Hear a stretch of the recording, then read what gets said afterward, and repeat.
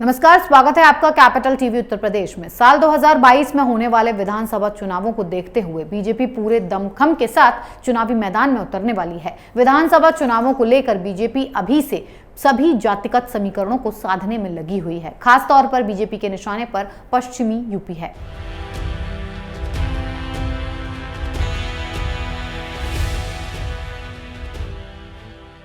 विधानसभा चुनाव 2022 को देखते हुए बीजेपी समुदायों को अपने पाले में खींचने में लगी है।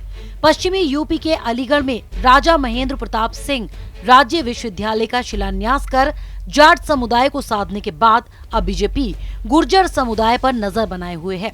इसी कड़ी में 22 सितंबर को मुख्यमंत्री योगी आदित्यनाथ दादरी के मिहिर भोज पोस्ट ग्रेजुएट कॉलेज में गुर्जर सम्राट मिहिर भोज की प्रतिमा का अनावरण करेंगे। मिशन 2022 में जुटी बीजेपी पश्चिमी उत्तर प्रदेश के जाट गुर्जर समुदायों को सम्मान देकर अपनी जीत की किरण को मजबूत करने में लगी है। प्रतिमाओं की सियासत में माहिर बीजेपी गुर्जरों की राजधानी कहे जाने वाली दादरी में उनके सम्राट की प्रतिमा का अनावरण करेगी। मुख्यमंत्री बनने के बाद पहली बार सीएम योगी दादरी जाएंगे। बीजेपी सूत्रों की माने तो मुख्यमंत्री 21 सितंबर की शाम को जिले में पहुंचकर गौतम बुद्ध विश्वविद्यालय में रात में प्रवास करेंगे। 22 सितंबर की सुबह 10 बजे कॉलेज में सम्राट मिहिर भोज की प्रतिमा का अनावरण करेंगे। इस कार्यक्रम के बाद मुख्यमंत्री योगी आदित्यनाथ धौलाना रवाना होंगे। पश्चिमी उत्तर प्रदेश में जाट और गुर्जर दोनों ही समुदाय चुनाव को सीधे प्रभावित करते हैं। मुस्लिमों के बाद जाट, गुर्जर और ठाकुर मतदाताओं की संख्या ज्यादा है। गुर्जर जाति को प्रदेश के 32 जिलों की 60 विधानसभा सीटों पर प्रभावी माना जाता है।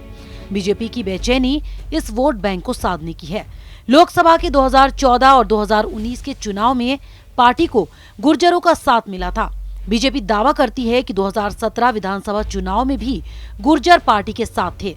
इस बार भी गुर्जर के सम्राट को सम्मान देकर पार्टी उन्हें अपने पक्ष में करना चाहती है।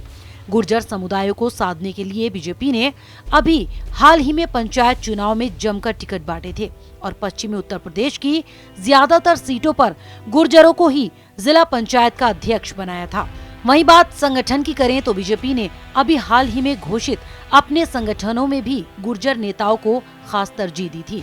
पश्चिमी उत्तर प्रदेश के अंदर जाट और गुर्जर जाति बेहद प्रभावशाली मानी जाती है और दोनों जातियां खेती किसानी से भी जुड़ी हुई हैं। विधानसभा चुनाव को देखते हुए बीजेपी किसी भी तरह के जोखिम को लेने के मूड में नहीं है। ऐसे में जाटों को साधने के बाद बीजेपी अब गुर्जरों को भी साधने में लग गई है। गुर्जर सम्राट मिहिर भोज की प्रतिमा का अनावरण सीएम के हाथों करवाकर बीजेपी गुर्जरों को खास संदेश देने में लगी है, क्योंकि गुर्जर सम्राट मिहिर भोज का गुर्जरों में खास सम्मान माना जाता है।